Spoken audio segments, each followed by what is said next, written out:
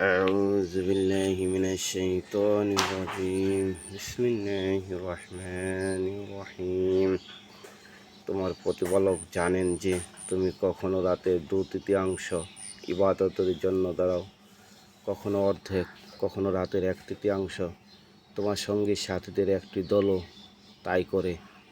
আল্লাহই রাত ও দিনের পরিমাণ নির্ধারণ করেন। তিনি জানেন তোমরা তা যথাযথ হিসাব রেখে পালন করতে পারবে না। কাজেই তিনি তোমাদের প্রতি ক্ষমা পরবশ হয়েছেন। কাজেই কোরআনের যতটুকু পড়া তোমার জন্য সহজ হয় তুমি ততটুকু পড়ো। তিনি জানেন তোমাদের মধ্যে কেউ কেউ অসুস্থ হবে, আর কতক আল্লাহর অনুগ্রহ সন্ধানে জমিনে ভ্রমণ করবে, আর কতক আল্লাহর পথে যুদ্ধ করবে। কাজেই তোমাদের জন্য যতটুকু সহজ সাধ্য হয় তা থেকে পাঠ করো আর নামাজ প্রতিষ্ঠা করো।